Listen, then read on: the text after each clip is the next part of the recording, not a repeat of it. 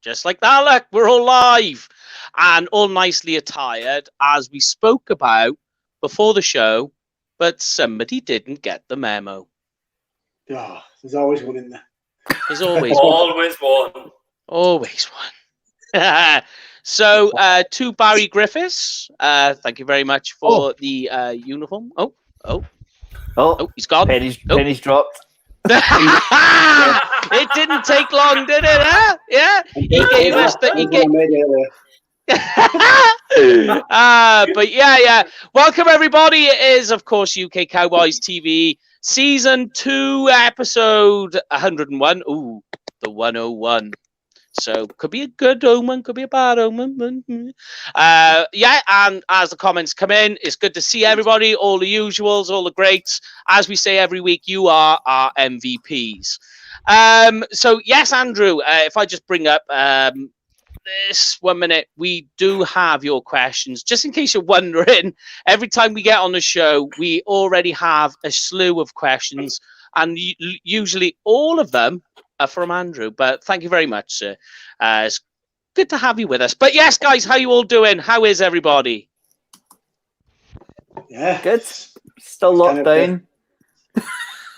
Yeah. Still dealing.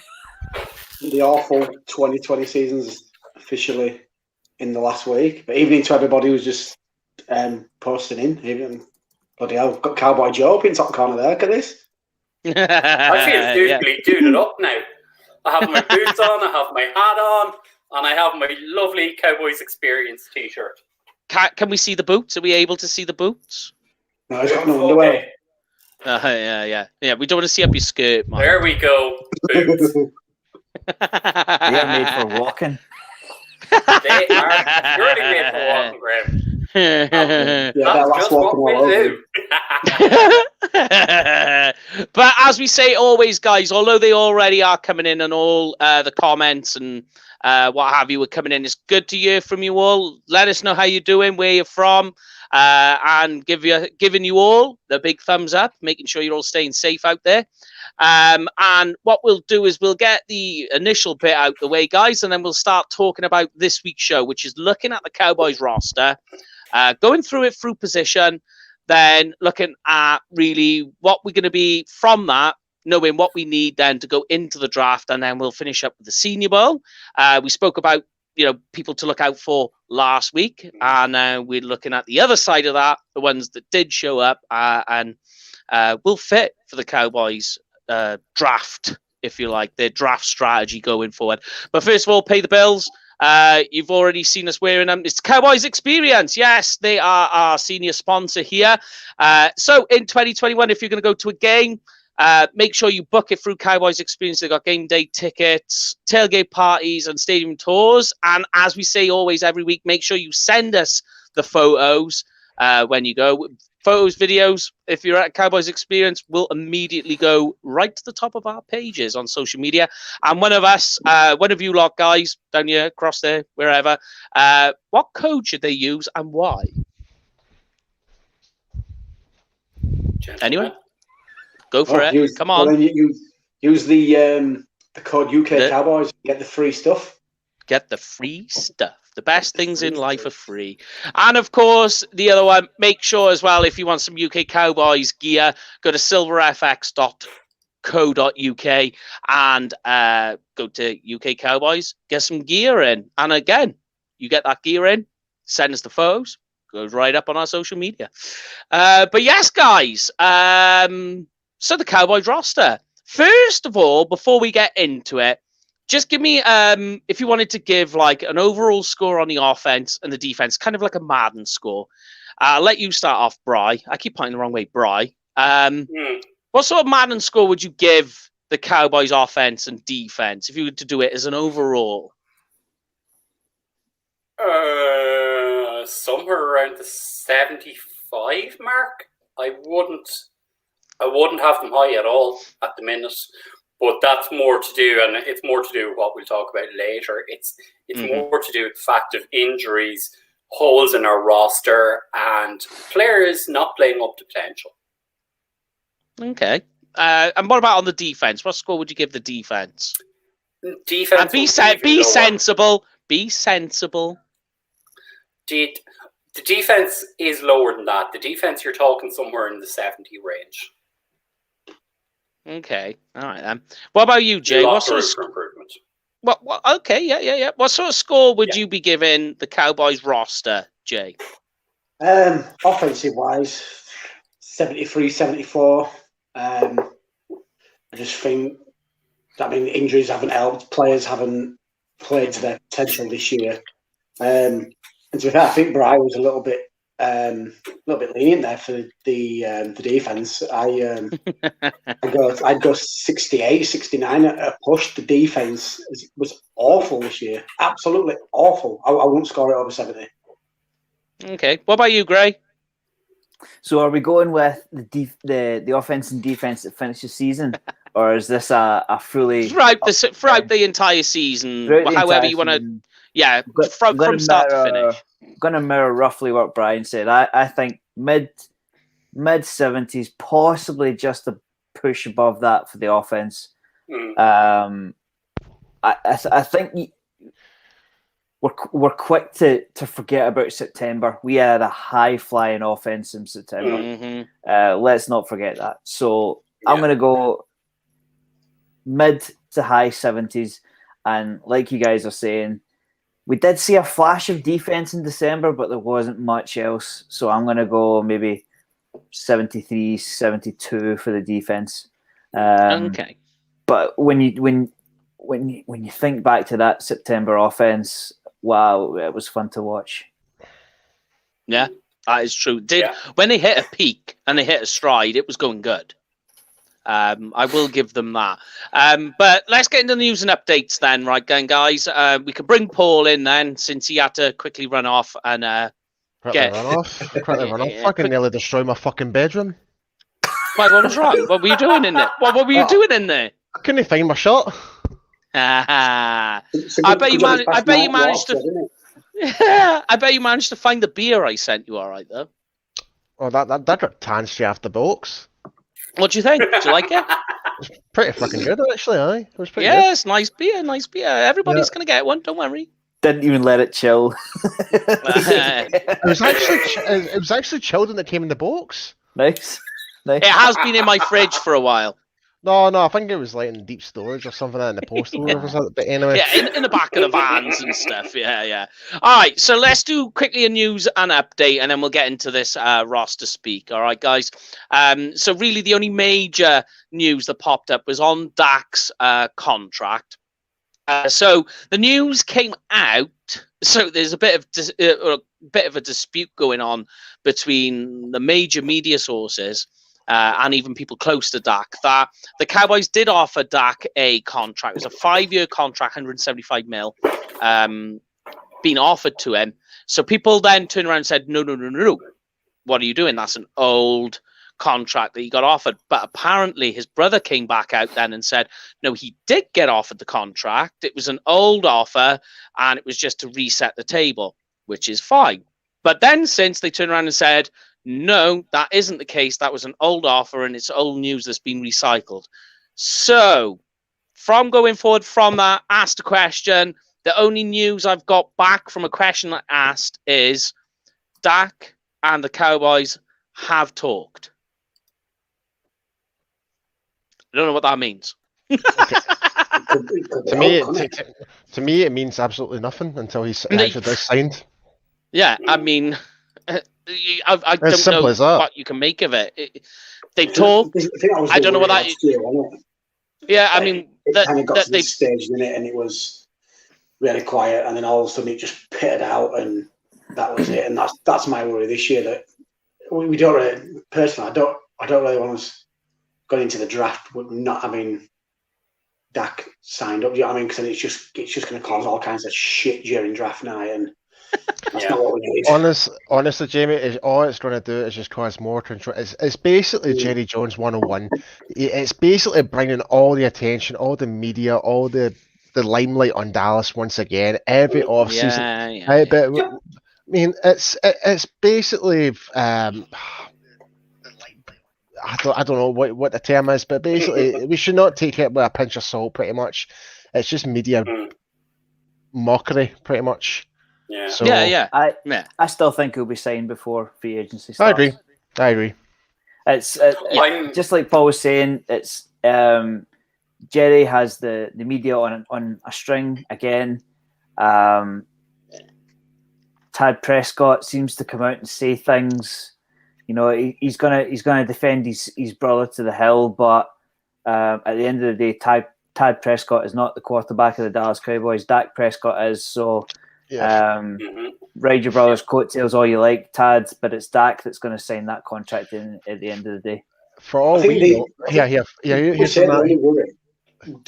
will it strain the relationship because it's now gone into its second off season, isn't it? And I'm not saying the other positions are not important, but the one position you don't really want to piss off is the quarterback, is it? Well, listen to this. This is a weird scenario I just kind of thought in my head just there, right? Just imagine if Jerry Jones has actually got Tad Prescott on his payroll to make up this bullshit. Well, who knows? I kind of was waiting for the response from Paul to be, I wish Tad Prescott would shut the up. Oh, I do something. I do. I respect Dak's brother by all means. He's looking out for him, whatever and that. But at the same time, it just seems like it's pure spur of the moment, like complete disarray to what Dak is actually for. And I'm just thinking, do you think Jerry just hired him just to be a shit stirrer? You know what I mean? I mean, it would not surprise me if that actually was the truth. You know. So I look back on. Sorry, Paul, on you go. No, that was me just finishing off there, dude. I look back on the previous stars that have come up. There's been a little bit of heat surrounding a contract. Des Bryant never missed a game because of a contract. Zeke Elliott never missed a game because of a contract, and I don't expect Dak to miss a game either. I don't think we'll need the tag. I think we'll get the deal done. I think this is all just dancing towards a brand new contract. I think Dak will realise that he's coming off a serious injury. He's been offered well over $150 million. Who in their right mind is actually going to turn that down at the end of the day? And I think this is all just noise. I think it'll get done. Yeah, especially it's the next season with no contract right now. You're going to have to take it because no other team is going to offer that amount of money now after what's happened to him. So, I mean, I suppose when you kind of think about it, the balls are back in our court right now. We can pretty much put the note. We have the advantage because it's no guilt tripping as such, but it is business in the day. You're kind of thinking, well, that we don't know if you are going to be 100% coming back from this serious injury, but we still want you to be a franchise quarterback, and we're still giving you pretty much just above, like, even though it's a previous offer, but we're literally giving you a really great deal considering what has happened to you. But you can still, but they can always come back and say you can always make these sponsorship deals and that outside of us. We can help you set up with that, try and get you the best deal out of that outside of our wage structure out of the salary cap. So there could be other ways of revenue they can make up for that, depending on how that does. So there's other ways of making it. Could you look at it maybe as another scenario in terms of you could probably argue that this is by far one of the best free agent quarterback classes, so to speak, in recent years. And the fact that a lot of teams are obviously going to be changing signal callers. Do you think the span in the works be that the Cowboys put something like, put me teeth in, is it the exclusive tag where if another team wants to negotiate, they have to give 2 first rounders, and the Cowboys say, well, do you know what, actually, let's see how this plays out. And I'm speaking in terms of if Dak wants to play hardball. We can only wait and see. That's all we can say, really, in terms of Dak. We just need to wait and see what happens before free agency hits. Like, there's a comment here, and I just want to address it. So Austin has sent it in terms of why didn't we get this deal done 3 years ago when Jared Goff and Carson Wentz got their deals done. Okay, so there's a couple of factors in this, right? Jared Goff and Carson Wentz had shown at that stage, they were franchise quarterbacks. They were going into their third season, and they could have sat out and said, I want a new deal. That was their right as a first-round draft pick, as a first and second pick in the draft. That is why we didn't do a deal with Dak back at that stage. You also have to consider that at no time has Dak Prescott come to the table and said to the Dallas Cowboys, right, let's talk, let's get this deal done. As Paul always goes absolutely mental when this guy's name is mentioned, Todd France. He got Ryan Tannehill a deal done. I knew that was the reaction. He got a deal done for Ryan Tannehill before free agency even started last year.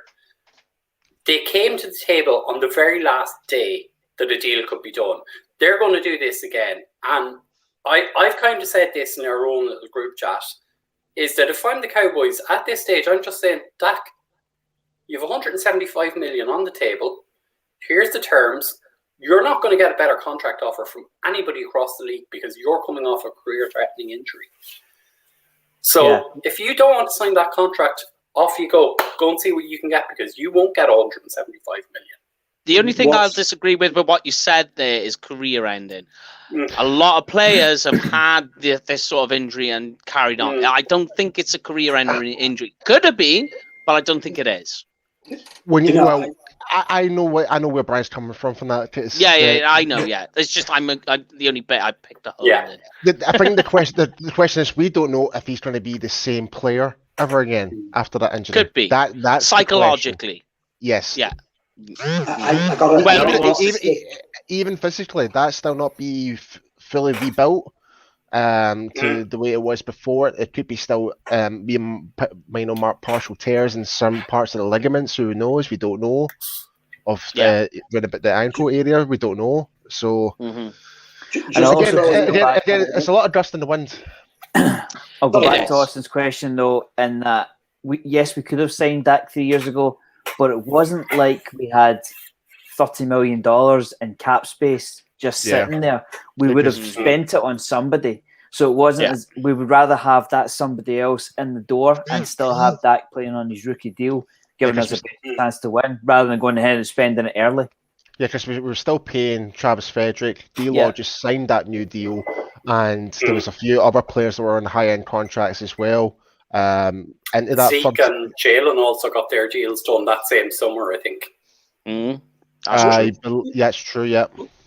Looking at it another way, and just want to address first, because when we were talking last week about kind of hypothetical deals, I got a lot of shit on social media for talking about bringing another QB, and it was that was just to throw the kind That's a great point. I love Dak Prescott, absolutely love Dak Prescott. Think he's going to be QB, but just on that, where do you get to the point where you say, you know what? We've got to walk away from this, because like Brian just mentioned there, you're saying you've got 175 million over 5 years on the table, and he still says no. Where there has to be, do you know what I mean? There has to be a point in the way you say, you know what, there's just no one that's worth that money. We can't go higher than say 175 over 5 years. We need to look at as options now. So where would you guys be kind of happy to kind of have your ceiling of, right? Is it 175 million? Is it 200 million? Is it 250? I'm not going past 175 at this stage. Yeah, I've got to agree with Brian. I think we've seen a lot of teams stung recently by giving their quarterbacks huge money. We only have to look in our own division at the Eagles. They're in quarterback turmoil. The Chiefs got to the Super Bowl last year for the simple reason that they weren't paying Patrick Mahomes all of that money. Now I get that they're back to the Super Bowl this year, but that's because they found their guy and they're happy with him. I mean, you look at the Patriots going to the Super Bowl all those years, it's because they had room in the cap. Tom Brady wasn't bleeding them dry. So if we go ahead and throw close to $40 million at Dak, we're going to have to lose talent elsewhere. And before you know it, the rust starts to appear and we start losing talent from other areas of the field. So they've got to draw a line somewhere, because there is no getting away from the fact that Dak missed most of the year, and we don't 100% know that we're going to get Dak Prescott of 2019, 2018 back. So there's got to be a limit somewhere. I agree with Brian. I think 175 is not far off. Just a question, See, guys. You look at the other bits as well, don't you? Because in terms of where the cap's potentially going to be for next season, if you're looking at around the 35, 40 million a year, it equates to about 20% of your salary cap. And as much as everyone likes to, I mean, that's that. I don't think you can really afford, can you, to accompany the issue you got salary cap to one person like that. I mean, say maybe it's a quarterback group, you could say 20%. But the issue you got is you can complain. You can complain about the cost of the contract, but the issue is every year the price goes up.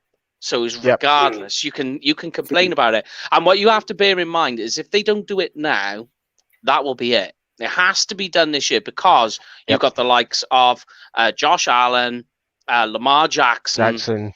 Yeah, you've got all of these guys. Even Baker Mayfield. Mayfield.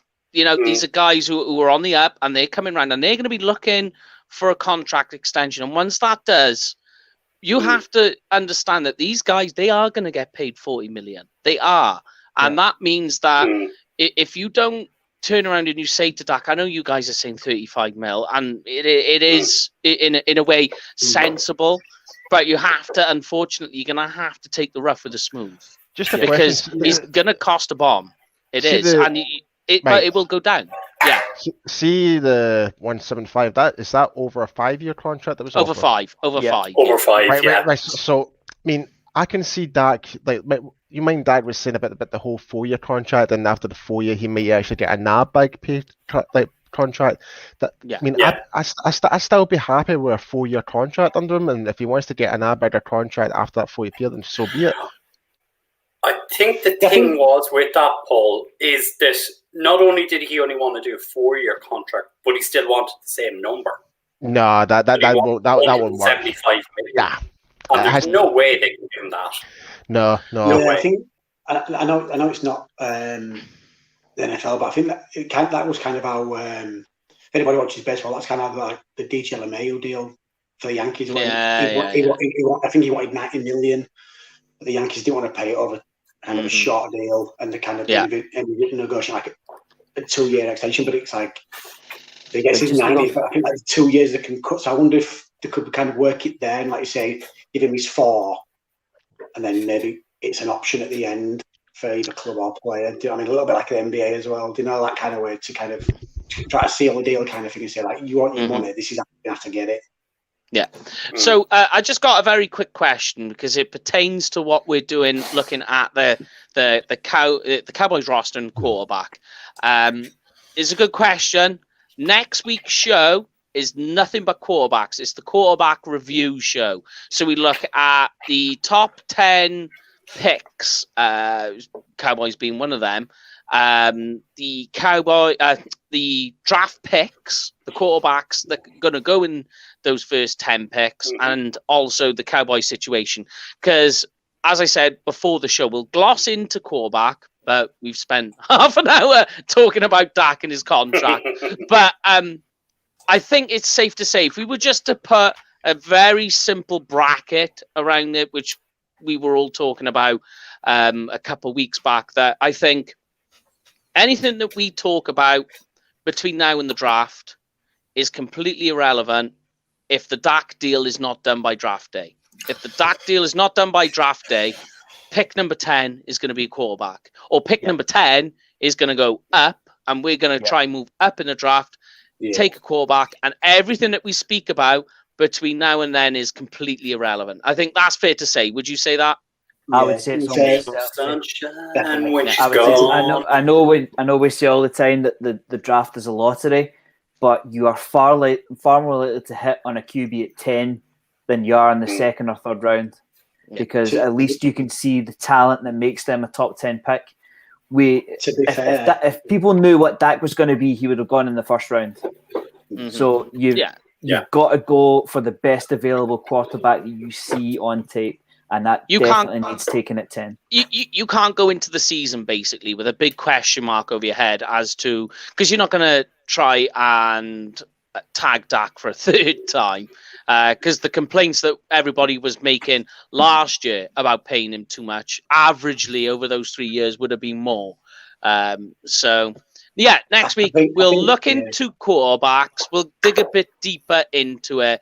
We'll get some nice stats. We'll get everything involved. But yeah, that is quarterback because it is so finicky. Right, running back, guys. Right, so we start off at the top with our bell cow Zeke. I think everyone's in agreement, are we? That Zeke is the best player for us. The team is a lot better with Zeke there. Oh God, yeah. Without a doubt. Running game is awful without Dak. Yeah. You're talking about the best player in our offense right now? Best player, like playmaker, yeah, on offense. Not right now, I don't think. No. Maybe so is it the fumble issues? Was it the fumble issues that was causing people problem? I think it was because he wasn't as. I mean, I still think Zeke is still a fundamental asset to the team. He will be the rock behind that O-line in terms of running the ball. He always will be. But if you're asking the question who I think is the best player offensively on our team, I would have to say Cooper. That's just my opinion. Yeah, maybe I think all round, I think you can have that argument just for the fact that, like I said, that the running back has to do a lot more, don't they? Not saying that, like say, Cooper and that don't do a lot, but it's just, do you know what I mean? That you've got to fundamentally look at that. The catching the ball out of the backfield, you've got to also block on certain schemes. So I think all round you could argue that he's the best. But I agree with Paul. If you're saying just for his running back, running the ball, I don't think he's the best player on this roster at the minute. Okay, because one of the interesting points during the Senior Bowl, the Cowboys coaching staff did interview a running back, Kylan Hill. Now, if I was to ever go running back for the Cowboys, I always think like a scat back, I think would be quite handy for the Cowboys. Or at least a change of pace, although we do have that guy already on the roster.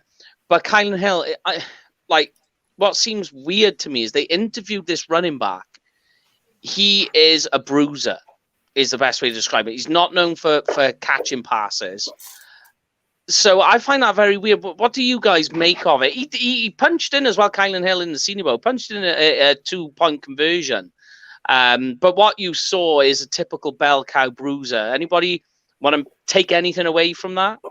Nah. I think it's noise. I think it's noise. I think if I was to rank the positions in terms of need, I would put running back third bottom, second bottom, almost bottom, because we've got our guy and we've got the replacement for our guy.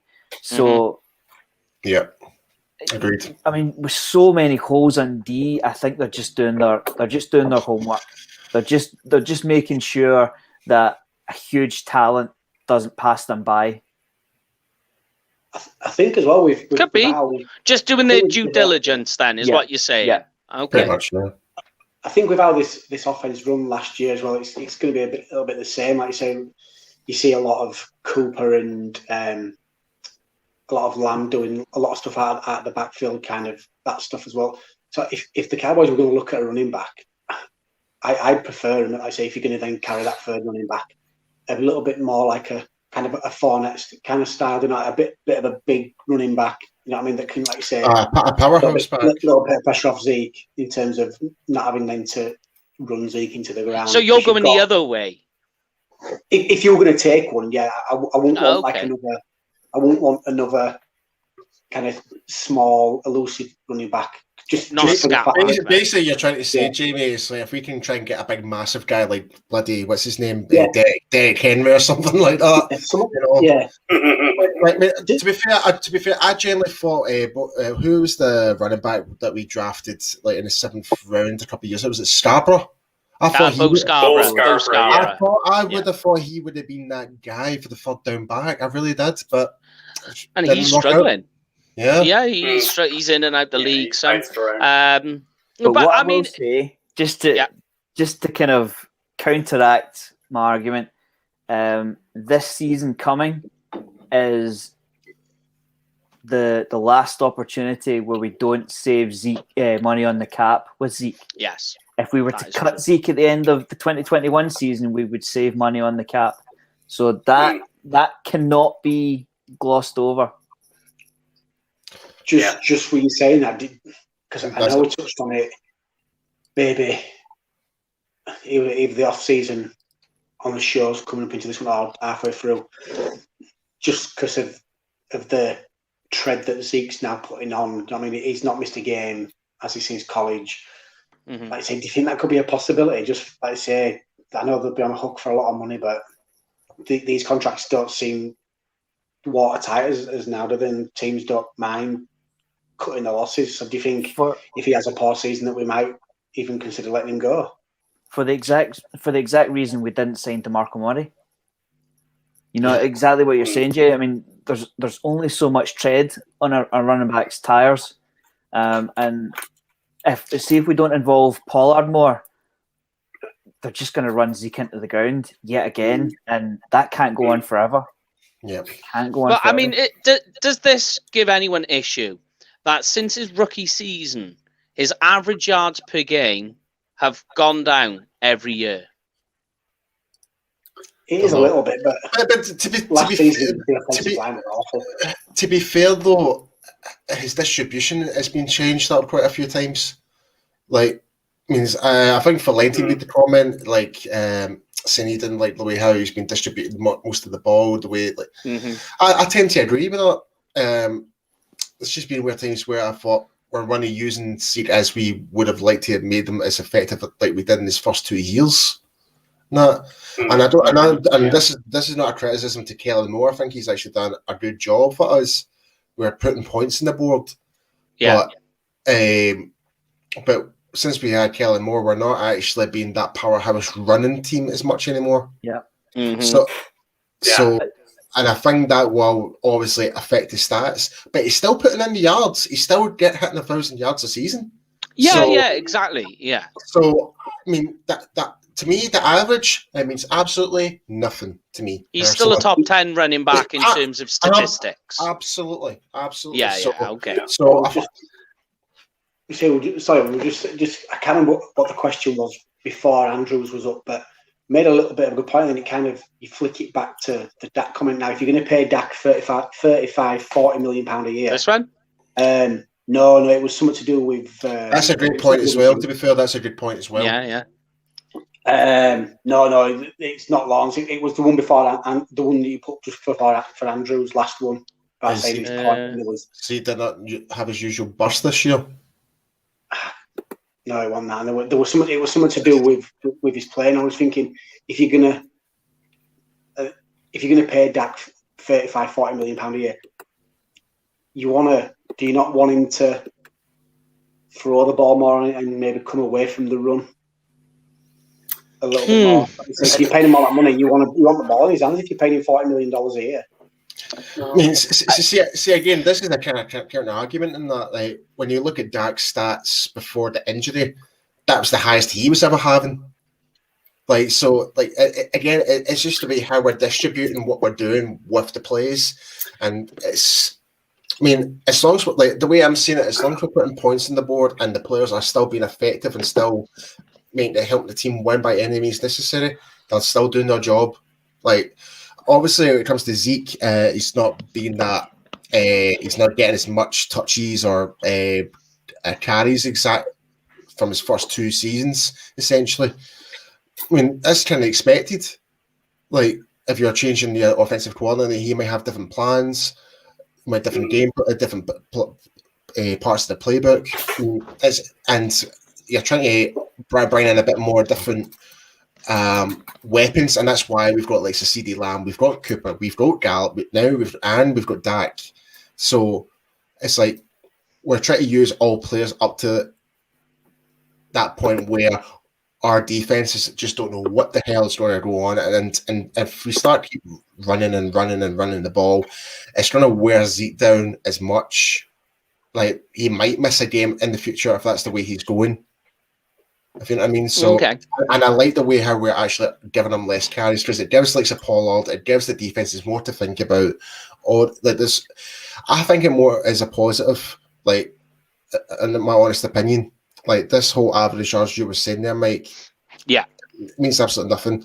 It's the fact that it's like as long as we can get Zeke out for maybe 1 or 2 plays, get him back in, and he can still cause a disruption. Great, fantastic. But yeah, you know. I would ask the question: when was the last time we upgraded our offensive line? So there's every chance. I mean, when was the last time we added a first or a second round pick to it? Well, Connor Williams. I mean, Tyler Biadasz. 3 years ago. Tyler Biadasz. He was a fourth rounder. But they're not studs, though, are they? I mean, for the last couple of seasons, we've kept our fingers crossed and hope that they all stay healthy. And don't forget, that was the first crack in the offense this year. So here's a question for you, right? Here's a question based on what we've just spoken about there.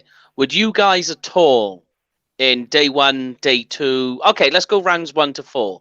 Would any of you draft any of these running backs? No. After that.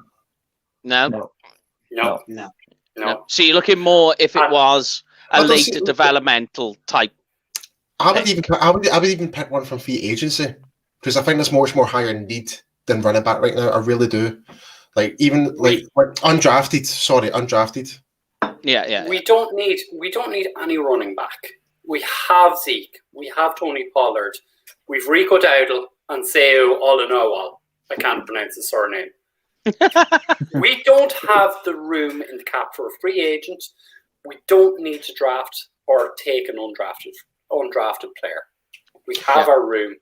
Well, we've got to move on. Like we're not playing complementary football, right?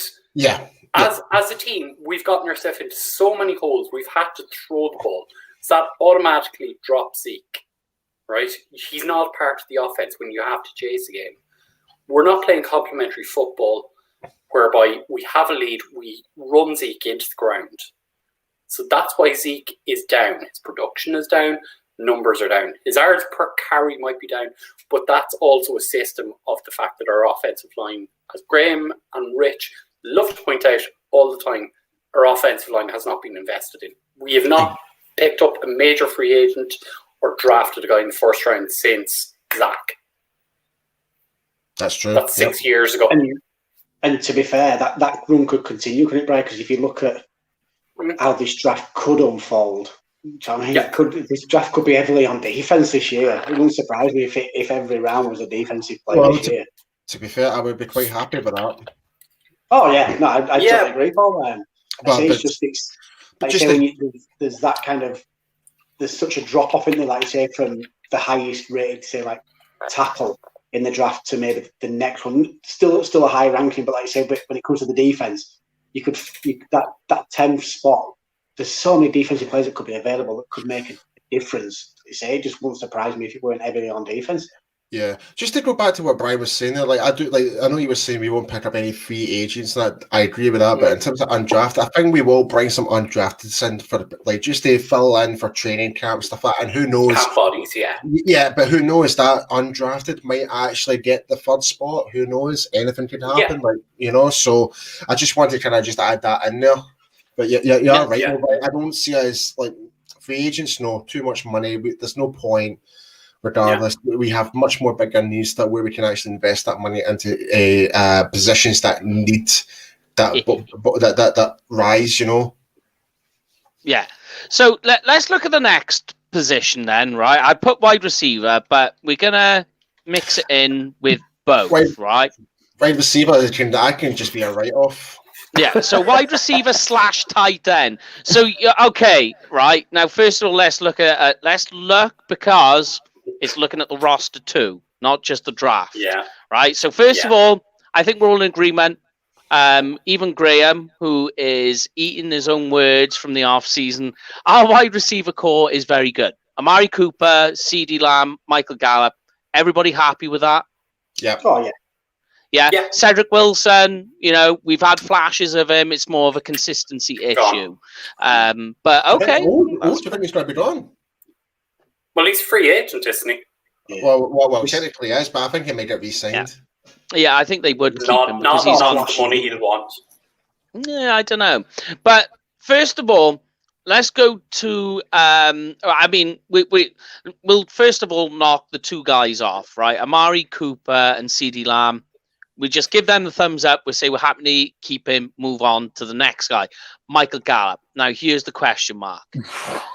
What do we do with this kerfuddle? I mean, we spoke half an hour about Dak's contract. This could go on for an hour. Yeah, the Michael Gallup situation. Don't go over it. I think the Michael Gallup situation is a lot more complicated. Oh, yes. Because it's all based on if we get Dak signed. And that too. The question is, it depends what Gallup is looking for, but he can easily become a first-string starter for any other team in that NFL. He is great, and he is a deep threat wide receiver. You don't agree? Sorry. No, I'm looking at Valenti's point, and I'm going, we do need to draft wide receivers. I think so too. I think so too. So this is where I'm thinking, because obviously when it comes to the contract situation with Gallup, we don't know, but this would be the year where we need to determine what are we going to do with Gallup, because we don't want to do a Byron Jones scenario ever again. No. And let him go off for free. So either we manage to somehow get him signed for a long-term contract on a really cheap deal, or do it, or it has to be a trade. That's the only. It before the would not draft. surprise me. Before the draft. It wouldn't surprise me if Michael Gallup's dealt before the draft. But who knows? Not that I would want to see him go, but like you say, just because of what if he has another amazing season, then we're just screwed cap-wise because we're not going to be able to pay him. But it might not necessarily be before the draft. It might actually be during training camp. Who knows? Injuries could happen to other teams. There's steroids. Who, for example, let me throw it apart ballpark here. Say, for example, Julio Jones gets injured. He's out for the season. They've got cap room. They can trade to give maybe a first-round pick because they're that desperate. Because we saw, Sam Bradford go for a first-round pick to the Vikings at one point. I mean, come on. I mean, you know what I mean? Matthew Stafford get traded for 2 firsts. I mean, perfect example. Matthew Stafford.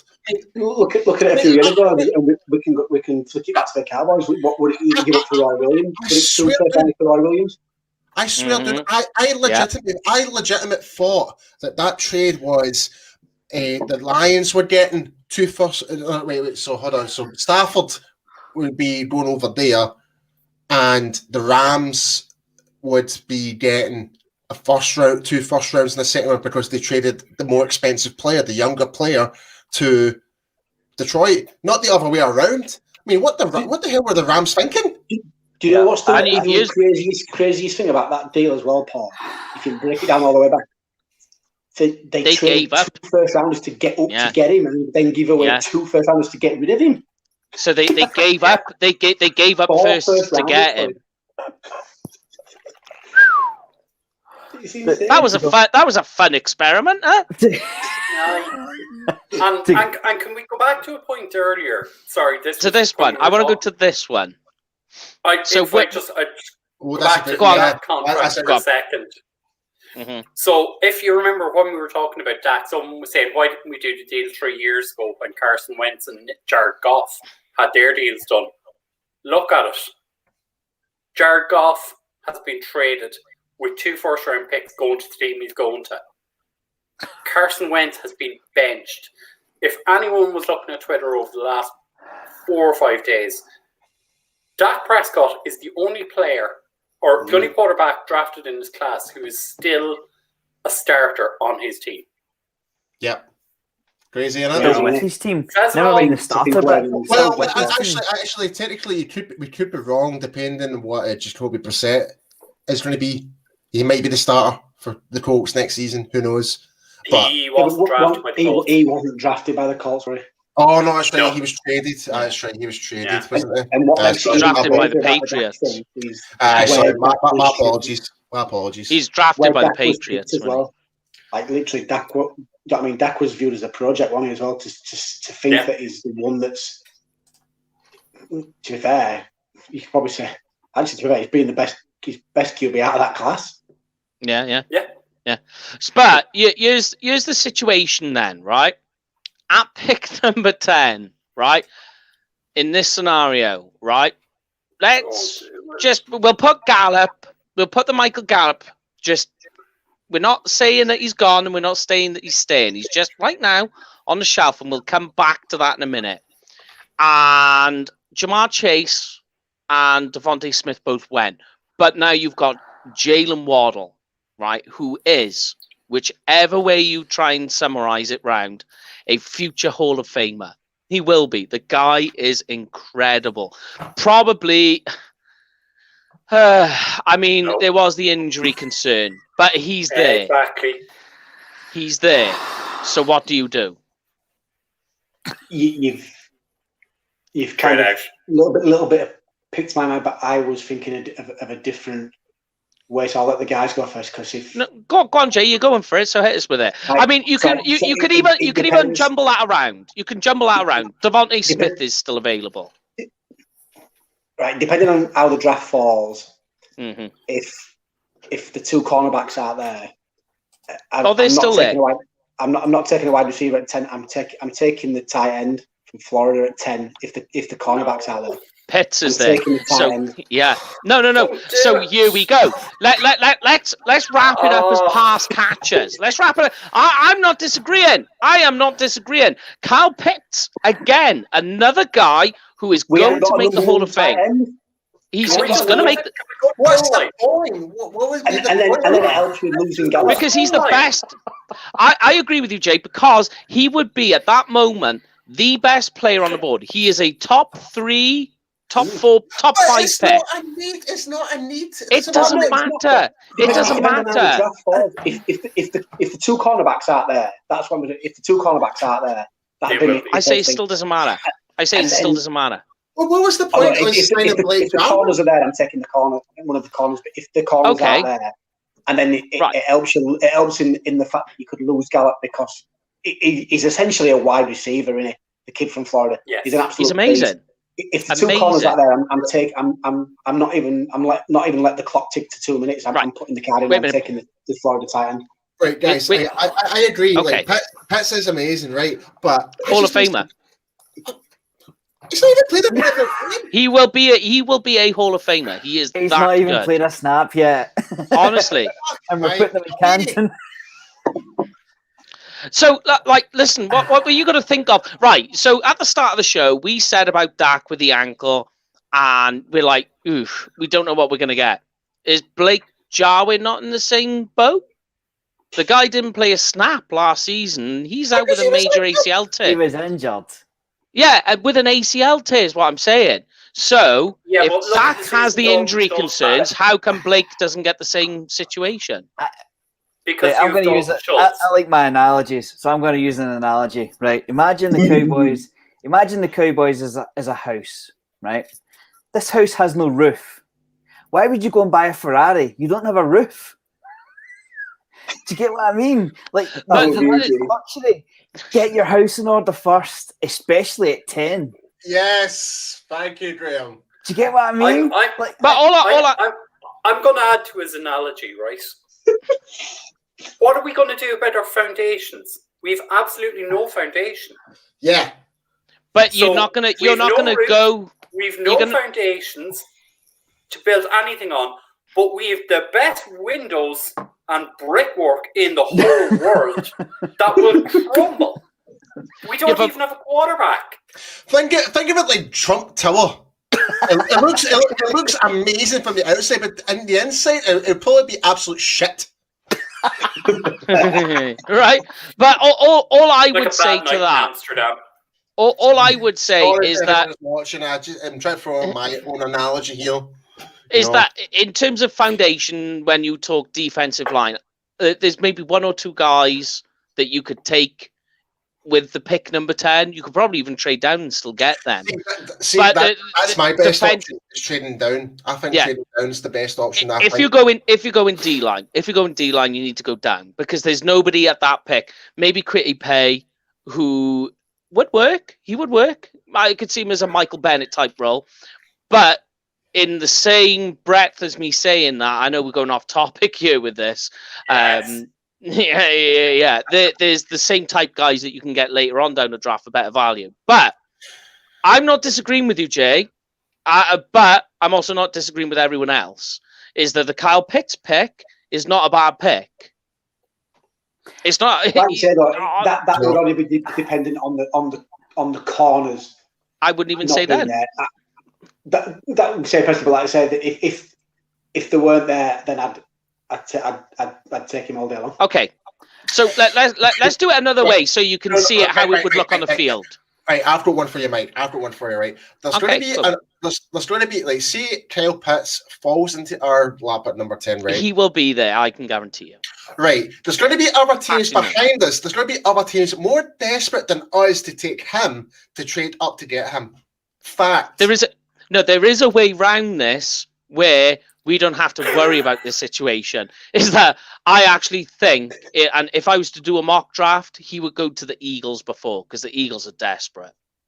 So I think that he would be taken off our hands, and we could be like, oh, thank God for that. But if he's there, because we've already seen last season that this team will take best player over team need. We've already seen them do it. And Kyle Pitts at 10, if he was there, he would... You're trying to say Jalen Reagor was the best pick? No, for the Cowboys. No, yeah. That we took best player. We went CeeDee Lamb, and nobody was expecting that. It would be last year all over again. But I wouldn't be opposed to it. Consequences of that. Yes, it was a fantastic pick, but we saw the consequences of that in shootouts through the whole of December. We need to stop playing Madden.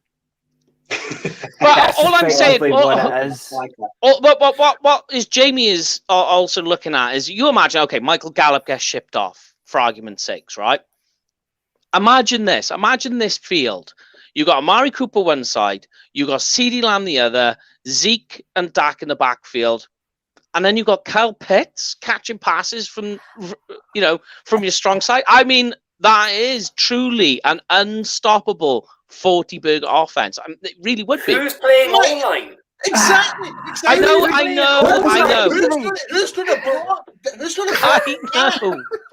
know. But bear in mind. We're not going to have a bloody tight end to bloody throw to. I know. I'm not disagreeing with you. I'm just saying that if that pick was to happen, I'm not disagreeing with you. I'm not disagreeing with you. For a guy who loves SEC football, right? SEC football is built on defense, right? Yes. Predicated on defense. This team has spent far too long not concentrating on defense. Does not play complementary football.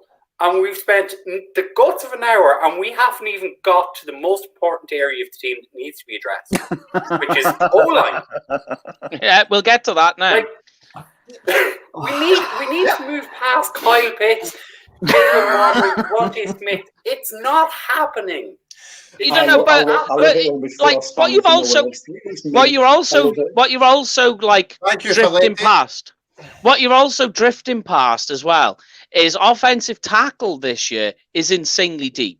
Inside line is not so deep, right? There's maybe. I did like the look of that kid from that third division story. It was absolutely amazing. Yeah. Did you have a look at mine? I watched it. Do you know what's mad? Let's move. Let's move to offensive line. When you say tackles deep, yeah, it is in terms of there's only 2 for top 10, but then you've got to kind of drop down a little bit. There's to the second, drop off in the air.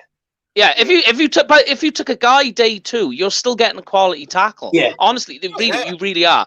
But it's funny that we were talking about Miners, Quinn Miners from Wisconsin Whitewater last week, and then all of a sudden, all I'm hearing this week is everybody talking about him. He's like, "Well, you heard it here first." Honestly, his draft stock is gonna he won't. I think he'll be a day 3 guy. Day 2. Yeah. Day 2. Day 2. I really? would even. I would even go as far as round 2. That guy boosted his stock so high. No. Manhandling fucking. Oh, no. My language. I'm not going to say he's a day 3 guy. I'm not going to say he's round 2. Because he's clearly not Travis Frederick. Right. So I think the talk of him, you get a little bit of sense of what I want to say. Nobody really had. Well, apart from the Cowboys, nobody had Travis Frederick as the first round pick. Everyone was like, he's going to be a third or fourth rounder. Someone's going to put him high. Maybe not first round, but you know what I mean. Someone's going to put him up there because of his. The difference is, Jamie. No one was actually talking about Frederick besides us. Whereas that's what I mean. Whereas the whole NFL is talking about this kid from a third division. Now he is. Yeah. No, manhandling more, supposed to be more athletic conditioned athletes from better schools, kids from Alabama or you name it, from all of them. The kid was manhandling a wee kid from a wee small school. I mean, I haven't even put him on my board yet, and I need to. The guy that me and Graham was from Alabama. Come on, let's throw his I think what we should do is a wee side bet. We need to do a wee side bet here. Is where do we think this kid is going to get drafted and where about what team perhaps? I don't know about that. Yeah, so.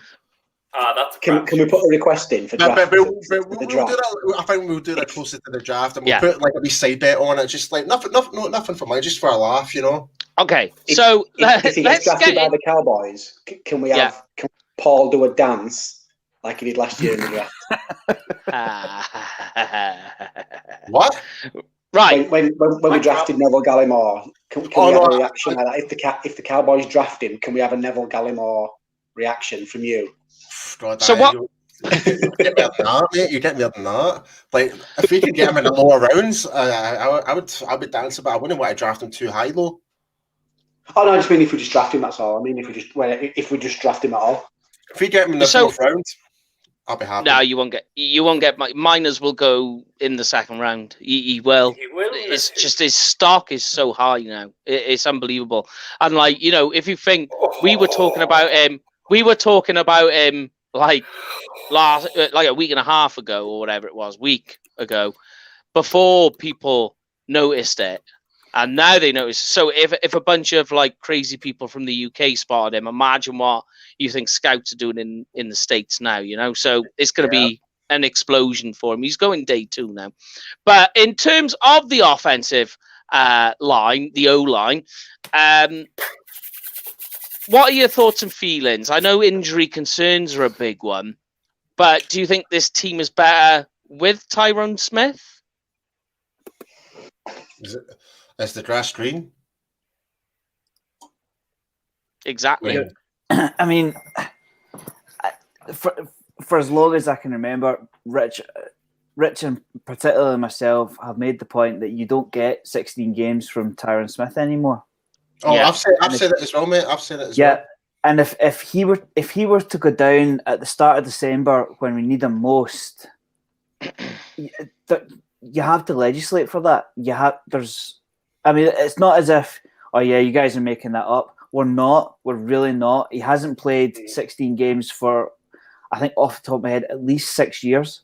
Yeah, the body is starting to break down, and said it for a long time, and I'll keep saying it. We have to address offensive line, particularly the tackle position, because as soon as the tackles cracked, the whole offense started wobbling, and before you know it, we lost Dak, and the season went. You have got to protect, especially in our division. The Eagles know how to rush. The Washington know how to rush. The Giants aren't the Giants aren't slow at it either. So straight away, that's 6 games. That's almost half your season you're talking about. And look at what our rivals have done in their front 7. They've invested a lot in their front 7. yeah. Yeah. Like the only problem they're still having is obviously their back end guys, your corners and your safeties and that.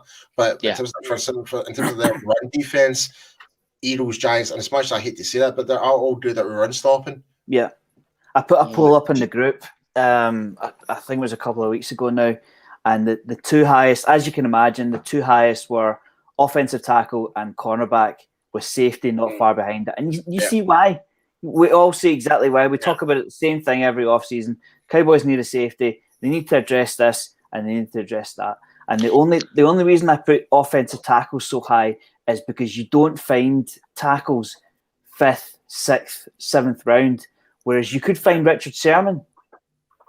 You know, the big uglies, they call them, the big guys, the big physical beasts that make differences to their team go in the first round for a reason. That's why I've pushed for a tackle at 10 or a tackle in the first round, because you don't get them early on. But you're happy with the inside line? Everybody happy with that? Inside line, no. I'm not. No. I will add in, before you start, Brian, sorry. I will think going into this season with the line that we've had with all the backups, they're going to be more seasoned. They know what's expected of them going forward. So it's going to benefit us as our offensive line going forward, but we still need to address and get more linemen into that team. We need to. I think we still need to draft an inside lineman as well. Sorry, Brian. Okay. Would you go guard? Would you go tackle inside to guard? Yeah. Yeah, I would. I mean, the way when I was playing offensive line, like, it should be an easy enough transition to play from tackle to guard. It should be, because it's rather than the other way around. Yeah. Okay. If you're going from guard to left tackle, because I think it's you have a lot more open plan. I know where you're going. If your official periphery, you need to keep an eye out, because you need to watch out if a linebacker blitzes from the edge or that type of stuff. Whereas if you're the inside, it's either A gap or B gap. That's what you need to worry about, depending on what the play is. And there's a lot more aggression on the inside. Yeah. In comparison. Just to touch on a little bit what Graham just said as well. I think you could even argue the fact that the offensive line with Tyron Smith's a lot better, even if Tyron Smith's at 60% healthy, for the fact that who is there. Like saying we had this argument. That's why I was happy last year when we got Andy Dalton, because the drop off's always been so much. That's why the offensive line struggled a lot, because there's just no one that can kind of jump in and play at a high level. Separate. I will criticise my O-line for this one reason only, is what happened to Andy Dalton, and our O-line did not step in and actually went up to that player and actually tried to knock him the fuck out. If that was my quarterback, I'd be going after the guy. I'm sorry, but they just stood there like he was just a dead body. I'm like, Can you move? Yeah. I'm like, come on, guys. Yeah, it's like, show a bit of,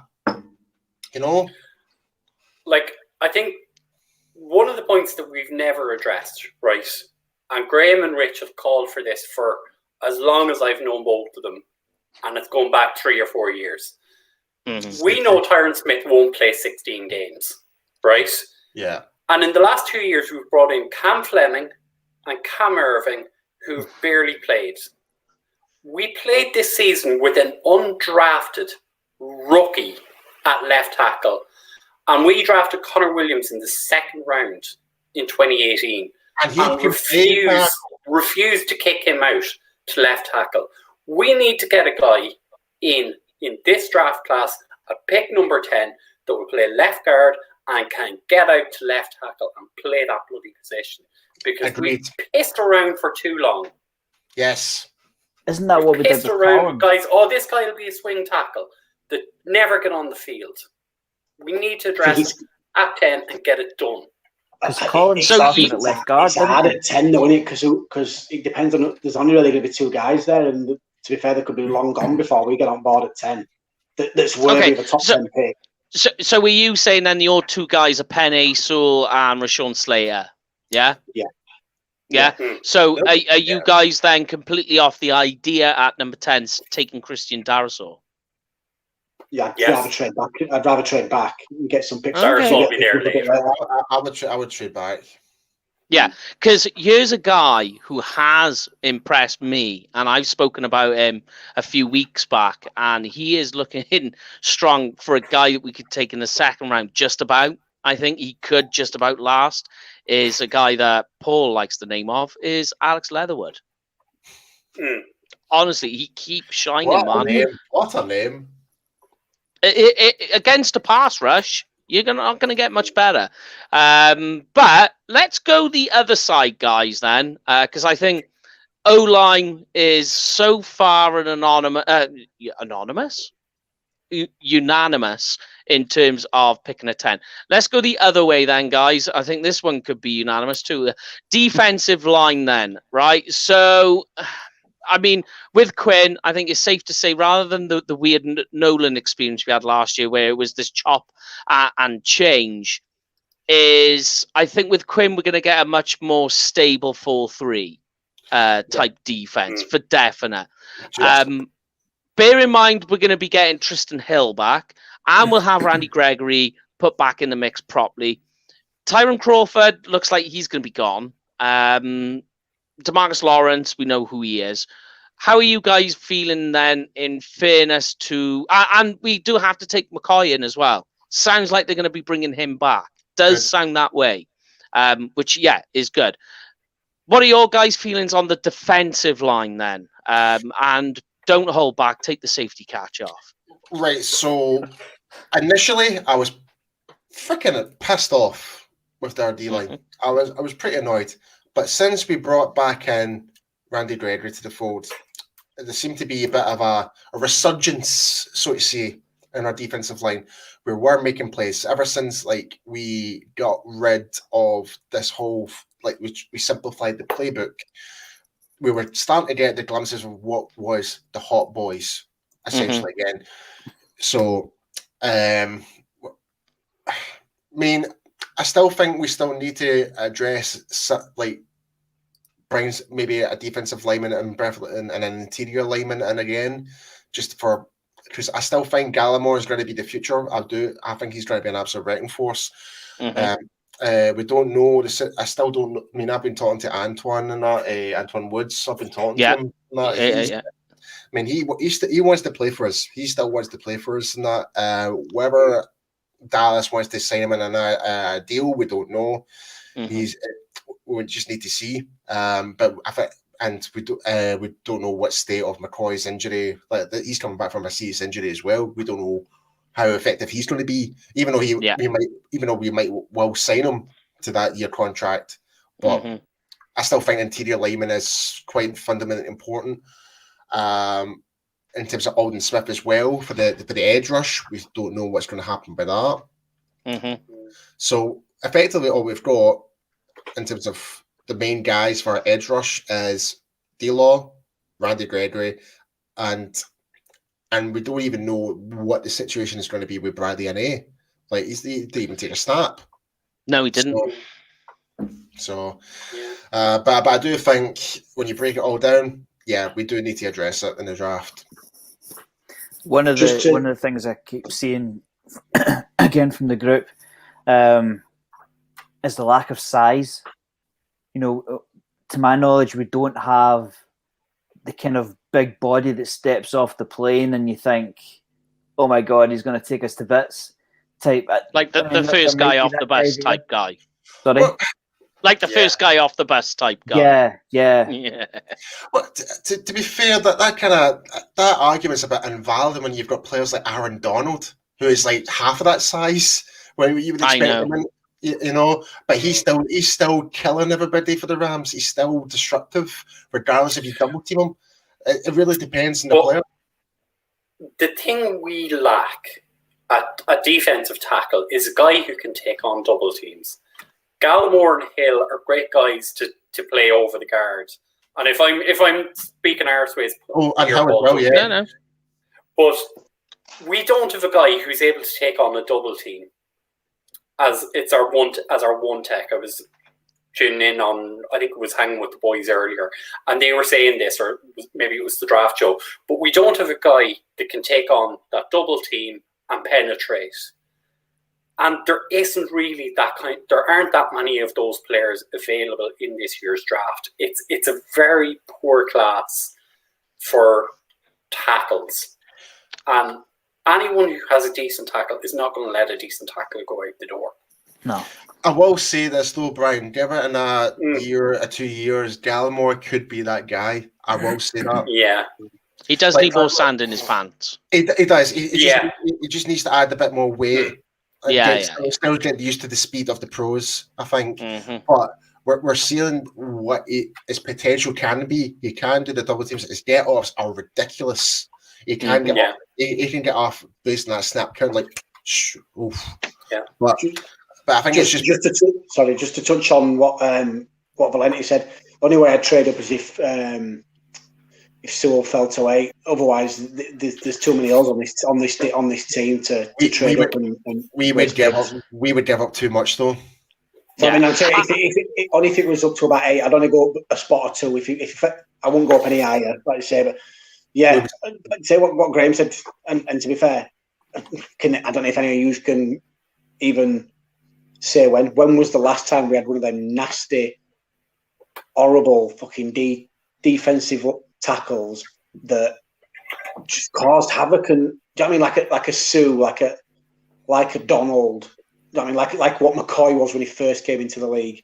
I can't remember. It's got to be 10, 15 years since the Cowboys got that kind of defensive tackle. That was the only one I could think Jason of. Hatcher, yeah.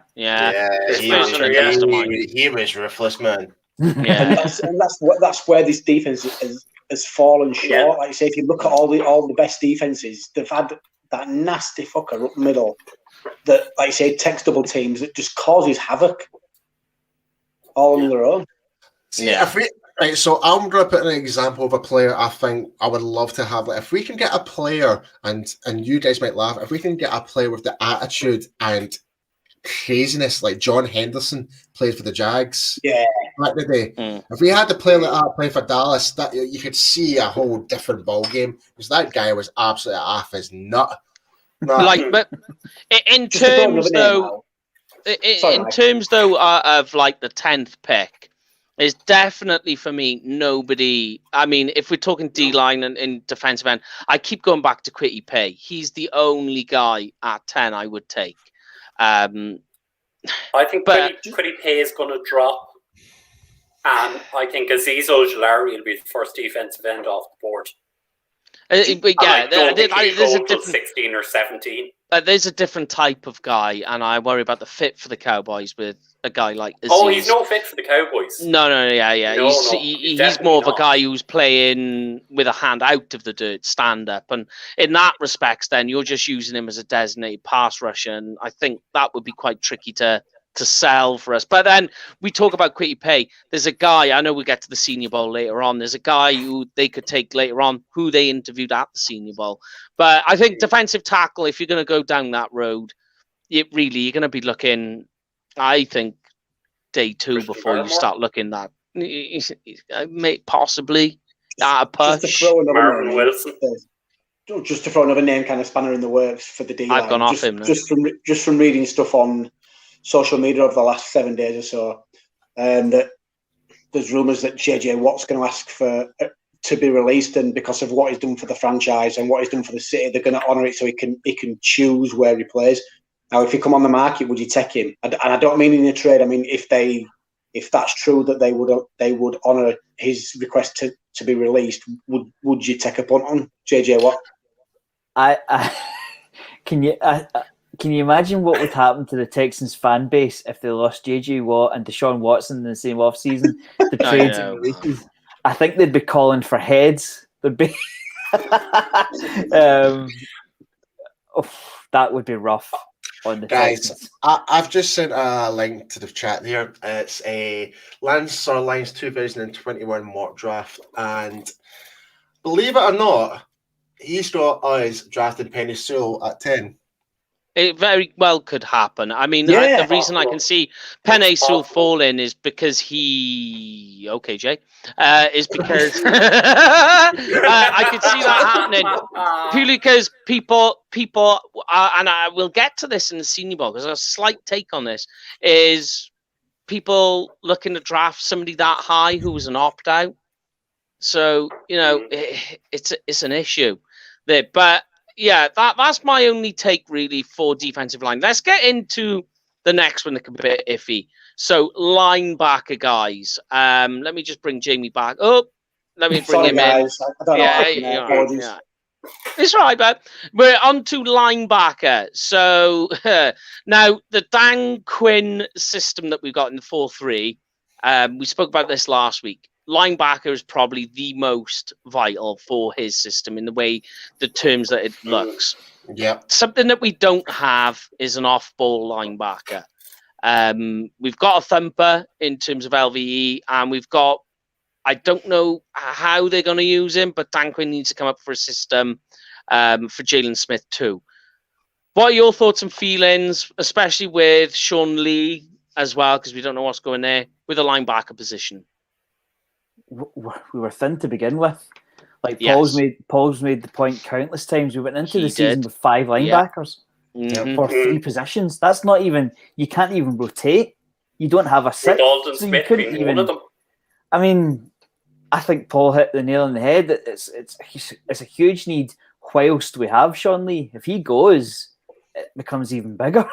Would you say linebacker is the weakest position for the front 7 on this team? Absolutely. Yeah, 100%. I would even go as far to say that the linebacker position right now is the weakest on defense. I would put linebackers. No. Yeah. Oh no, Yeah. I would. 100%. Yep. Who's playing corner 2 next year? Who's playing free safety? Who knows? We might get Trevon Diggs in the second round. Who knows? Yeah. Good. Yeah. Like in terms of say the Dan Quinn defense. So what is the 3 positions he likes to play? There's a jack in there, isn't there? Yeah. So there's the Jalen Smith role. Yeah. I can't remember the 3 of them, but I know he doesn't do Mike, Sam, and Will. No, he plays a thumper in the middle, and then he'll have long rangey off ball linebacker playing in coverage. Then because Mike, Sam, and one of Pirate, I think that was the one I was thinking. Yeah. of. It's a pirate. It is a pirate. And then Jack the other one. Yes. Joe Fosai would be the guy for. From Texas. Yeah, I can see where you're going there. That's the position he played in for Texas all the way through. He dominated in Big 12 this year. And but my if issue, he is there in the second, that is your guy who's your ideal jack for a Dan Quinn. But defense. my issue there with taking Osai is you need an off-ball linebacker. We need an off-ball, and Osai is not an off-ball. You're basically replacing Jalen Smith with Osai, so you're already replacing with something that you already have. Who would you say kind of first round of scream at you? Because to be fair, looking at how it potentially, you'd have to trade back when you wouldn't want to take a linebacker at 10. No, that's the point I was trying to get back to on that one. Like there's plenty of off-ball linebackers that you could even take later down the draft into day 2. That absolutely shined in the Senior Bowl, but there's nobody that early. Like would you take Owusu Koromoa? I don't know. The talent's there. The name's amazing. The talent's there, but again, this is a guy who would be he would be used as a pass rusher because that's what he is. Same with Micah Parsons, great player, but the fit in terms of what you'd be using him for is just it's hard to make that to sell that, and especially when you think like Owusu Koromoa, you're going to be using him as a will, your will guy as a designated pass rusher again as your DPR, and it's just a hard sell at 10 when there's really what you're screaming for at that point is they wouldn't be best player available. They're great players, don't get me wrong. You would have other options that you could go down. And really what the Cowboys need at linebacker is an off ball. 100%. It's the only way that they can go. I don't have an answer for it, but like when we talked to Jeff last week, he was big on the linebacker position and his defense. Because you think of the guys that's had, Bobby Wagner, KJ Wright, Bruce Irvin. They were huge players for him. Exactly, and not necessarily top picks either. No. So to pull a rabbit out of the hat there would be helpful, extremely helpful. Yeah, but that's the point though, is that when you look at those guys, they are like hugely instrumental. On that type defense, which is why I keep going back to it. And when people say linebacker, yes, we need it, but it's not there at 10. It's an off-ball linebacker, and those guys are there day 2 and even day 3. Yes. So let's get into the bit that can get quite finicky. I'll wrap it all up into one, is defensive back. So a lot of people at pick 10 are going Farley and Patrick Surtain from Alabama. What are your guys, though, your thoughts and feelings on, 1, the cornerback position, and 2, the safety position currently at the Cowboys? It's difficult. we don't know who's coming back. This is the frightening thing. It's so. I mean, right now I think our two corners are Brown and. I want Brian to answer that question. Our situation in secondary is absolute pish. He was listening. Just don't know if what Graham says there. Piss. Because we want Graham says you don't know who's coming back. Yeah, we don't know who's playing. If only Diggs come back next year, I would not be bothered. If we didn't bring back anybody, I won't give a shit if we don't bring anybody else back. We have Trayvon Diggs and we have Anthony Brown back next year, right? That's your starting 1-2. We don't have a nickel cornerback. We don't have a free safety on this roster for next year. There has to be a big investment again, unfortunately, in the defensive back room, because it was 2017 we drafted Cheeto, we drafted Jordan, and we drafted Xavier Woods. And if any of the 3 of them came back, I'd be disappointed. Maybe Cheeto Awuzie, I'd be happy to see him coming back. But they've all been a letdown. And we have to remake the secondary again. Yeah, I agree. Yeah, we've pissed around for too long with it. Just on what you were saying, I've got a soft spot for Cheeto. I think if we could bring him back on a sensible deal. It'd be sensible, Cheeto, yeah, a sensible deal. Cheeto would be the only one out of those 3 I would bring back. What would you do? Just playing devil's advocate, and just because we like to all stir each other up here, especially with guys like Fish. If the draft kind of worked out really random, and at 10, if Sewell, Slater, Fairley, and Surtain were all there, what would you do? The 2 best players, the 2 best cornerbacks. So it's very possible, but it would be So, the tackle. Even for me, take the tackle. Yeah, just thought I just wonder, like I say, just because there's such a vast difference in what people want. Like I say, to be in that position would be nice, though, wouldn't it? Yeah, because I think it's far easier to find a corner in the 3rd and the 4th than it is to find an offensive tackle in the 3rd and the 4th. So I would just. I don't know about that. Cornerbacks are one of the toughest positions to find, especially for a long term. But going back to an analogy we spoke about earlier, and I've always said this, is you build your team down the middle. So it starts with the O-line and conversely on the D-line. It's the foundation. So that's why I would go off O-line over a corner. In terms of finding them, corners are really tough to find. So safety, guys. You want to talk about this, the safety situation? The safety Cowboys have done recently is give away a safety. Yes. I felt like we've missed an opportunity to get a good safety in a couple of times. I'm not talking about bloody what's his face? Played for Seattle. Yeah. Let's not Tom- even mention Tom- the Tom- name. Yeah, don't say the name. Don't even. Don't Don't say the mention name. the name. Don't say the name. I'm not saying the name. I'm not saying the name. No. That ship's now sailed. No. Yeah. He went the whole of the 2020 season almost the whole of the 2020 season unsigned for a reason. Think of who could have signed him, and they didn't. But what I'm I saying, don't know how true it is, but but what I was going to say is, Graham, is like there was other players out there that we could have maybe drafted, and there was other free agents that. Oh yeah. I don't know how true it is, but there were talks saying that the Cowboys had kind of initial talks with Richard Sherman. Don't know how true it is. Don't know if you'd want him, but No. Yeah. No, not anymore. He's getting burned.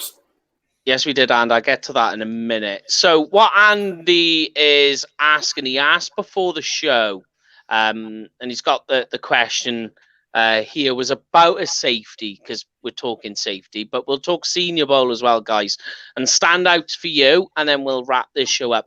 But his question was about UCF Knights Richie Grant, the safety. One thing I made a note about him, that he was absolute fire in the Senior Bowl. Honestly, will he be there available at 44? Yes, I actually think he'd be available later to you. I think he'd be there in the third round. Yeah, in the third round, I think he'll be there. But what the thing that stood out to me with Richie Grant, and so like this is a guy who I actually do think they'll take. I think, in fact, they did. The Cowboys scouting department spoke to him. I'll have to double check that. I think they did have a conversation. I think they did. Yeah, I think you're right. Yeah. Now, in terms of the Senior Bowl, the wide receiver class very, very good. They were very good, but like historically and statistically, wide receivers always do well in the Senior Bowl. Offense just do, because they've got a lot more time to get things together, and defensive players don't have time to adjust, watch tape, and react. But Richie Grant held his own. Not only did he hold his own, he caught some interceptions, and he was putting some people on the back foot. So, yeah, I think Richie Grant will be there, but I don't know what you guys think. There was another safety. If I just try and find his name. Oh, Nasruddin. Hamza Nasruddin. There's another guy, and I actually think that this guy is a better fit for Dan Quinn than Richie Grant, because he's the box safety who can play cover 3 and cover the ball, which is absolute Dan Quinn all over. Do we not already have our box safety with Donovan Wilson? You've got your Donovan Wilson. We've pissed around for too long with having Xavier Woods and Donovan Wilson. We've box safeties. We don't have a free safety. We need free safety. That would put you back to Richie Grant. But the one thing I will say is Nasruddin, he is interchangeable. I know that sounds weird to say, but he is. I'm sick of Swiss Army knife players. I want a free safety. He can play free safety. He can play cover. No, I want a free safety. I don't want a guy who can play a couple of positions. We've pissed about with a Rod Marinelli defense where this guy can play tackle and he can play end and he can play here and he can play there. Give me a damn free safety who's going to cut off the middle of the field. No, that's all I want. Nasruddin can play free safety. He's just a free safety. The reason is that and another thing that fits for Dan Quinn as well is Dan Quinn likes his tall, rangy guys. Nasruddin is nearly 6'5". He's huge, and he can play safety. Sign me up. You better hope he can bloody run. He can. He's athletic, but like one of the things he is a physical guy, because he's like over 200 pounds as well. I know. I quite like. I think this is the fit more than Richie Grant. If he's playing free safety and that's all he's playing, sign me up. It could be. But I want to come back to a guy on the Senior Bowl. Yeah, go on. We're talking Senior Bowl. We're talking Senior Bowl, and a corner we could get later.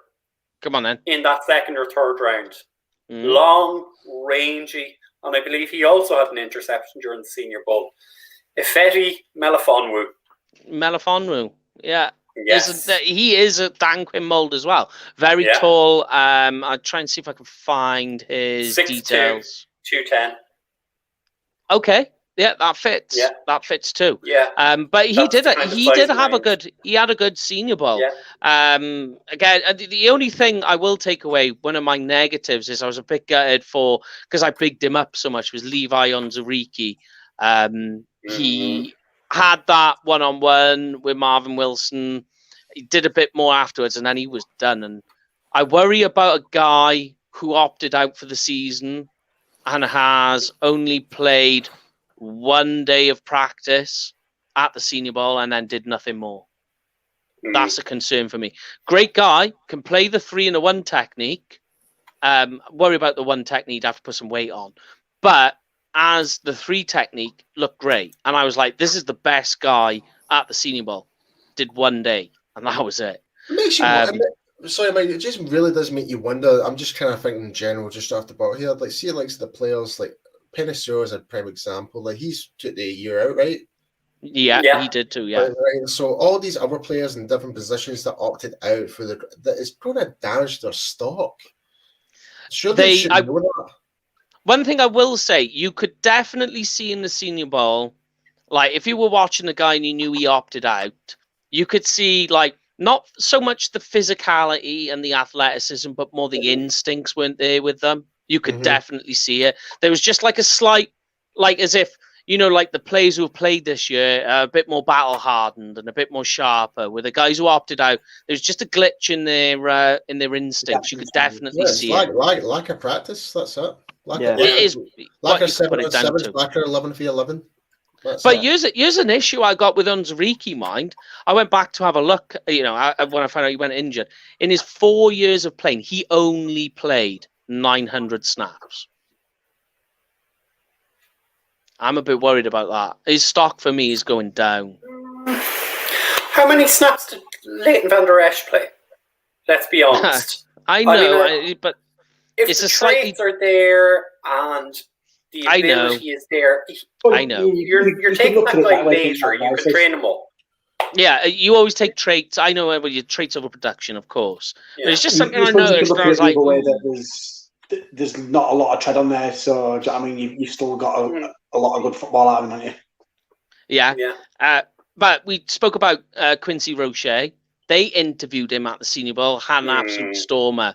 I think there's a guy later on down in the line that was at the Senior Bowl that played out well, and I think would fit the Cowboys quite well too, in that Michael Bennett role. Who's the best ball hawk you've seen so far? Safety or safety, linebacker? Yeah, safety. At the Senior Bowl? You guys, isn't it? Well, do you mean in general in the draft or at the Senior Bowl? When both, I mean, I think that's. I mean, we scream all the time about turnovers, defensive turnovers for the Cowboys and lack of.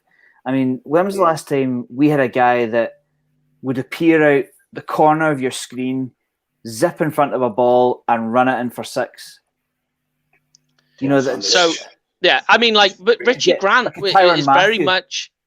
Richie Grant was that guy. Well, Tyrann Mathieu, I mean, we've already got that guy with Darius Washington.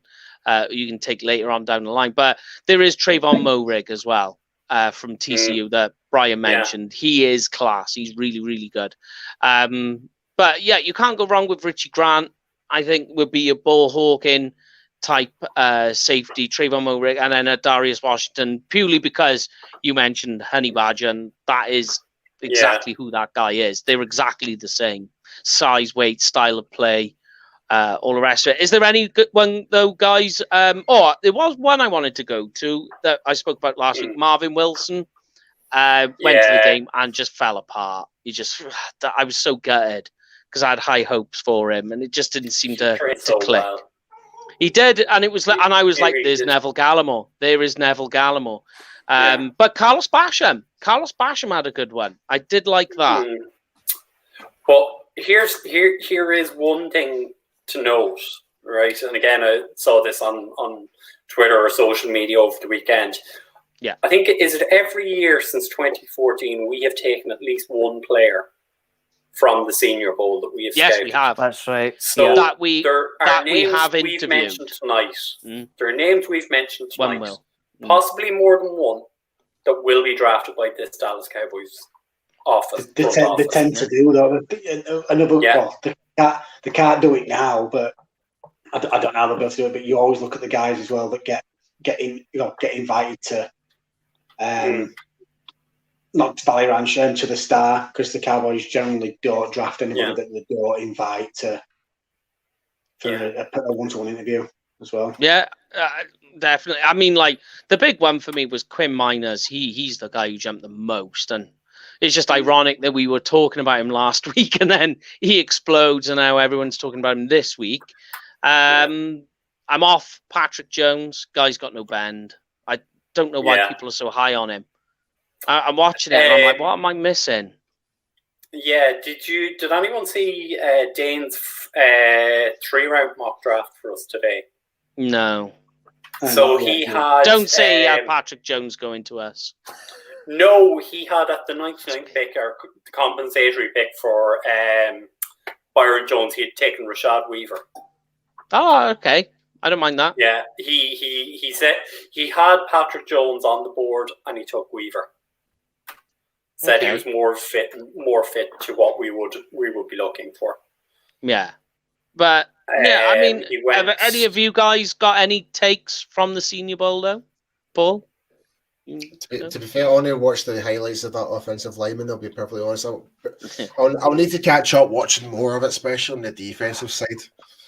Mike, the defense quite good. Are we going to mention the MVP again? You can if you want to. I mean, I thought surely a man of Texas Aggies leanings would surely have mentioned the fact that a Texas Aggie was the MVP of the Senior Bowl. He did play really, really well. He played. I'm as surprised as you, Brian, the fact that he's no boasting about it. I'm not one. I'm not one to lie. I am fair. You're not one boaster. Who are you? I am fair in loss and wins. He did play really well. Didn't throw the first touchdown though. No. I tell you something though. That does anyone feel though that with Sam you've got like the next Tim Tebow but without the circus? Do you know we were kind of a little bit. I thought we might have got onto it a little bit more with Jeff last week when we were talking about it. And do you know what? And I'm not saying it's good. Do you know what he reminds me of a little bit? It reminds me of like a Deshaun Watson or a Patrick Mahomes, but without the arm. He's so elusive on the ground, but he's just not got the arm strength. He doesn't have he's got a very much a below average arm in terms of accuracy and power. But that's why I say, to me, Sam Ehlinger, he's Tim Tebow, but without the whole circus behind him, that surrounds him. That's exactly how I see it. He'll be a career backup. He will make money. He'll get drafted, for sure, yeah. He'll be drafted. Definitely. He will make money. He could be your next Josh McCown, Mike Glennon, Ryan Fitzpatrick. He'll be a guy who bounce around the league and make money. It'll be a little bit like what, say, Colt McCoy's now in terms of he'll be around the league for a long time and he'll be just bouncing on around roster every year and kind of, like you say, bounce around a little bit. Mr. Suitcase. It's just a shame because he's a great kid, like you say. It's just you can't take away his determination and his leadership. Those two things are his strongest points. But as in terms of like, his arm talent, it's just it's not NFL average at best. I'm in. I don't know what Brian. If Brian is, I'm in a few long groups on Facebook, and some, and I think it's just for the fact that you always get these fans that are kind of a homer in terms of the because he plays for Who they York follow. University. Yeah. And like some think he's going to go in the second round. It's like I'd be happy if he made it as high as the fourth. Yeah. I don't even see that for Sam, to be honest with you. Well, maybe fourth, maybe early day 3. You know, if somebody's got a plan, they would need to have a plan. They would need to have a plan for Sam. They need a plan for him. For Dahir, they would have to come in with a plan and go, like, you're not going to be playing the first year. But you know, I know we're getting into quarterback talk, which is next week. But I said the same thing about a guy who's going to go in one of the first 10 picks in Trey Lance. There's a guy who needs to sit for you. But yeah, I mean, the only other thing, Carlos Basham I mentioned. Now, there's a guy for you, Paul, you'll want to look at. Carlos Basham. Great fit. There we go. He's off Jamie gone again. So, yeah. A lot of wins on the inside. Could play the, like that Tyrone Crawford role as a 5 and a 3 tech. Maybe a little push him out to the edge. I don't know about that. But yeah, in Quinn's defense, definitely a good fit. And then but the only ones I had then was Quinn Miners. He did well. Raduns as well, however you pronounce that name. Amari Rogers is there's a guy to check out. I was waiting for that name. Solid. I was waiting for that name to come up. Oh, do you remember? Go on, Greg. Do you remember that year? All those years ago, we had the law firm Hamlin and Hamlin. No, yeah. We could have the new law, Amari and Amari. Let's do it. Yes. Rogers could be a guy you will get later. He could be a fourth-round guy. Yeah. This was when we were talking about the whole Michael Gallup situation. That if you're putting Lamb on one side and Amari Cooper on the other, and you need a slot guy, Rogers is by far the best slot guy in this draft, and he had a great one. And then Kadarius Toney and go on. That's the problem with moving Gallup is this year again another deep draft at wide receiver.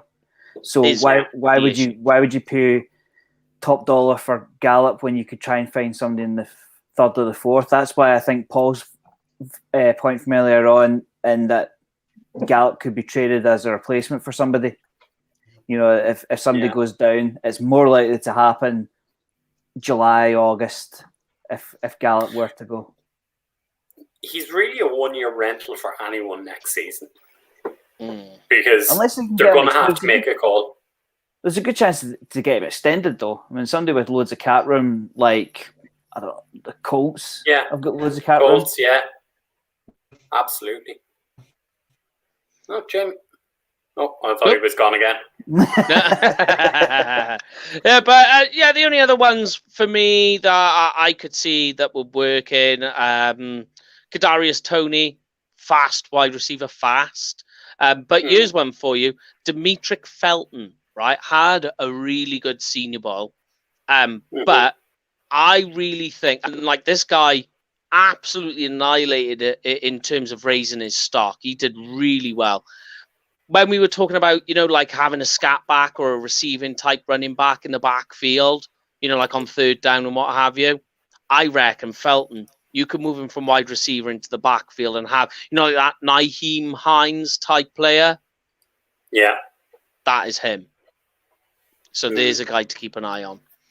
But anyone got anything else to add before we shut shop and finish up for the night? Did anyone see the Ben Mason hit on Riley Cole? Boom! You go back and Google it. It was, I think is it Michigan? I think the Michigan fullback. What a hit!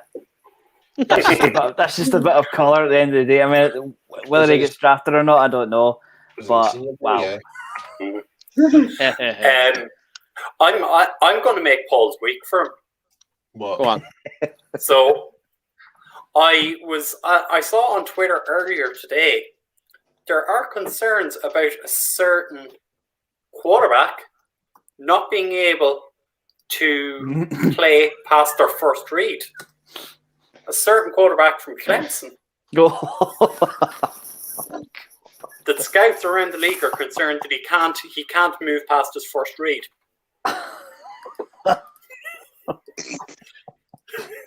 The disdain. How happy is Paul Stewart right now?